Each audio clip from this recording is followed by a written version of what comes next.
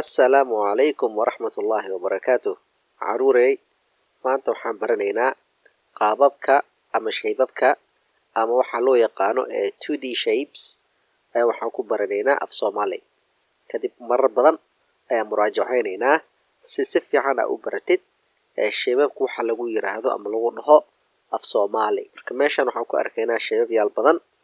Waxaan arkaynaa qaababka ayaa loo yaqaanaa qaabka ismaysan yihiin classroom aan ku dhex jirnaa. Waxaan arkaynaa marka saddex xagal oo cagaar ah, lady oo cagaar ah, falaar ayaan arkaynaa, goobaabo gaduud ayaan arkaynaa.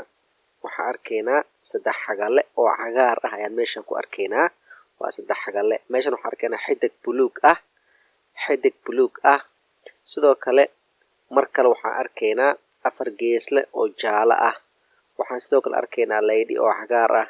Waxaan arkaynaa lix geesle. Waxaan arkaynaa saddex xagale, afar geesle, shan geesle, lix geesle, toddoba geesle, sideed geesle, sagaal geesle, toban geesle ilaa saan u socono waa goobo ama xariijin.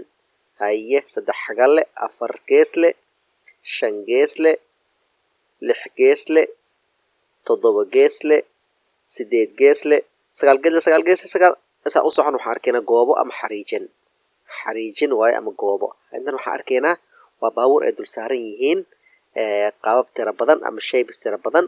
Waxaa ka mid ah saddex xagale oo cagaar ah, saddex xagale oo gaduud ah, afar gees ayaan arkaynaa iyo goobo ama xariijin oo buluug ah. Sidoo kale waxaan meeshan ku arkaynaa saddex geeslihii ama saddex xagale. Waxaan arkaynaa lady, waxaan arkaynaa goobo oo gaduud ah, xidig oo buluug ayaan arkaynaa. Waa nagu soo laabteen lady oo cagaar ah, saddex xagale oo cagaar ah, goobo oo gaduud ah ayaan arkaynaa, xidig oo buluug ah. Maxaa kale meesha ku arkaynaa afar geeslayaal tira badan oo gaduud iyo pink iskugu jira. Sidoo kale waxaan arkaynaa sabuurad oo madow ah geesaheeda ay yihiin. Sidoo kale waxaan arkaynaa xidig, wadne, goobo. Waxaan arkaynaa afar geeslayaal tira badan. Waxaan arkaynaa bil, waxaan arkaynaa saddex xagale oo gadgadoomaya. Sidoo kale haddana mar kale nagu soo laabteen waa wadne, bil ayaan arkaynaa, saddex xagale ayaan arkaynaa, afar gees ayaan arkaynaa. Waa dhammaan qaababka u samaysan yihiin xidig, goobo, kooreke. Waxaan arkaynaa afar geesle.